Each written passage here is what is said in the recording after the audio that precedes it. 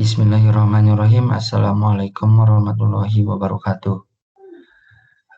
Perkenalkan, nama saya Muhammad Hari Darmawan, NIM 2018 04300187. Di sini saya akan menjelaskan tentang Bank Indonesia. Dan yang pertama ada profil Bank Indonesia, status dan kedudukan. Pada tanggal 17 Mei 1999 telah disahkan Undang-Undang Baru Nomor 23 tahun 1999 yang dimana menjadi babak baru bagi Bank Indonesia sebagai bank sentral yang independen dalam arah gerak maupun dalam memberikan kebijakan atau wewenang. Bank Indonesia juga diakui sebagai badan hukum publik maupun hukum perdata. Sebagai badan hukum publik, Bank Indonesia berhak memberikan peraturan-peraturan hukum sebagai bentuk pelaksanaan dari undang-undang yang bersifat mengikat seluruh masyarakat luas dengan tugas serta wewenangnya. Dan sebagai badan hukum perdata, Bank Indonesia mempunyai hak penuh dalam bertindak untuk ataupun atas nama sendiri baik di dalam pengadilan maupun di luar pengadilan. Dan yang kedua ada visi dan misi. Yang pertama langsung saja ke visi. Menjadi bank sentral digital terdepan yang berkontribusi nyata terhadap perekonomian nasional dan terbaik di antara negara emerging market untuk Indonesia maju. Yang kedua di sini ada 7 misi. Yang pertama ada mencapai dan memelihara stabilitas nilai rupiah melalui efektivitas kebijakan moneter dan bauran kebijakan Bank Indonesia. Yang kedua, turut menjaga stabilitas sistem keuangan melalui efektivitas kebijakan makroprudensial Bank Indonesia dan sinergi dengan kebijakan makroprudensial otoritas jasa keuangan. Yang ketiga, turut mengembangkan ekonomi dan keuangan digital melalui penguatan kebijakan sistem pembayaran Bank Indonesia dan sinergi dengan kebijakan pemerintah serta mitra strategis lain. Dan yang keempat, ada turut mendukung stabilitas makroekonomi dan pertumbuhan ekonomi yang berkelanjutan melalui sinergi bauran kebijakan Bank Indonesia dengan kebijakan fiskal dan reformasi struktural pemerintah serta kebijakan mitra strategis lain.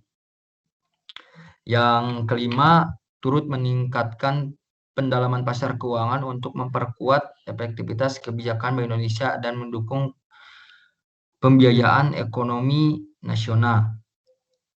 Dan yang keenam, turut mengembangkan ekonomi dan keuangan syariah di tingkat nasional hingga di tingkat daerah.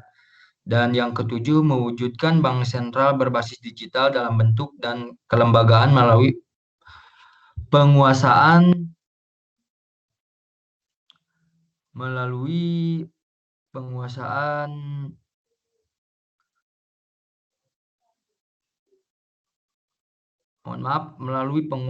organisasi, sumber daya manusia, tata kelola dan sistem informasi yang handal, serta peran internasional yang proaktif.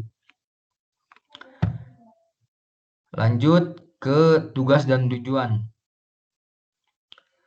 Bank Indonesia sebagai bank sentral mempunyai satu tujuan tunggal, yaitu mencapai dan memelihara nilai rupiah. Ada dua aspek dalam kestabilan nilai.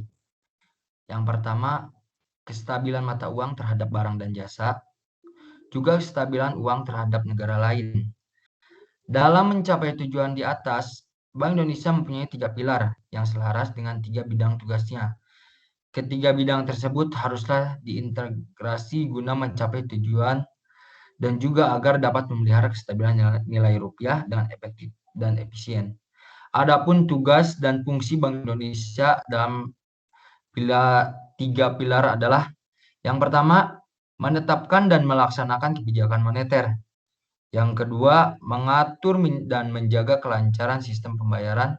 Yang ketiga, stabilitas sistem keuangan.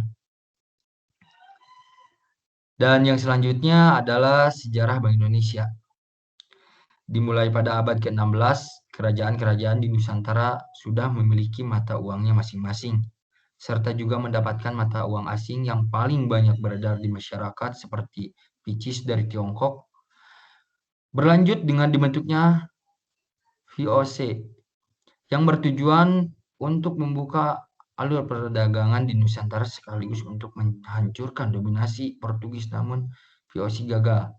Dan bank pertama yang didirikan Nusantara adalah Bank Koran and Bank Van Lening yang punya tugas memberikan pinjaman dengan jaminan emas, perak, perhiasan, dan yang lainnya, serta juga memberikan pinjaman kepada pegawai VOC agar mereka dapat menempatkan dan memutarkan uang mereka di lembaga ini. Kemudian pada tahun 1818, Bank Koran and Bank Van Lening harus ditutup karena krisis keuangan. Tetapi di tahun 1828, di Japasi Bank didirikan oleh pemerintah kerajaan Belanda, kemudian diberikan kewenangan untuk mencetak dan mengedarkan uang gulden di wilayah Hindia Belanda.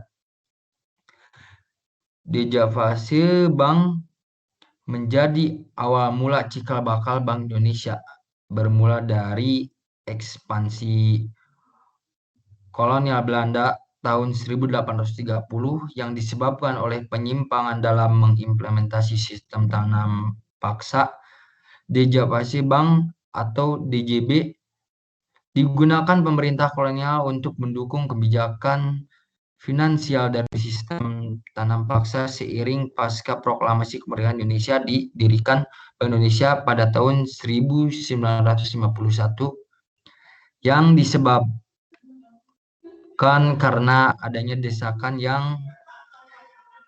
desakan yang sangat kuat untuk Bank Sentral sebagai wujud kedaulatan ekonomi Republik Indonesia. Dan pada masa pemerintahan Soekarno, pada kala itu dibentuklah konsep ekonomi terpimpin, namun pada masa ini ditetapkan sebagai anggota kabinet dengan sebutan Menteri Urusan Bank Sentral.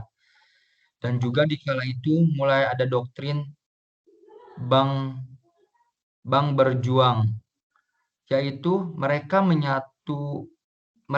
berupa penyatuan bank-bank negara menjadi bank tunggal dengan sebutan Bank Negara Indonesia, atau yang lebih dikenal sampai saat ini adalah BNI, yang kemudian didirikan berkat Perpres nomor 17 tahun 1965.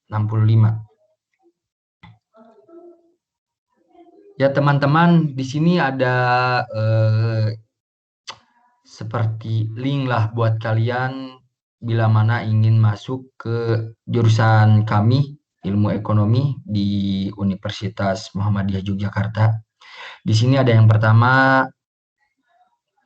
linknya adalah ekonomi-feb.umy.id,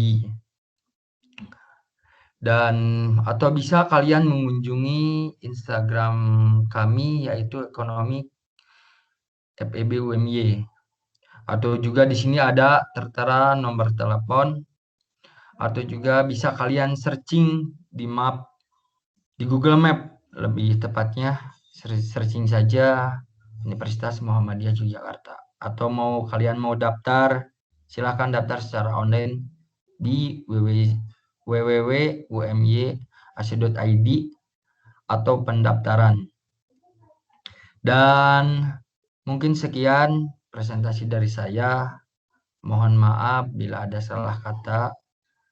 Wabillahi taufiq wal hidayah. Wassalamualaikum warahmatullahi wabarakatuh.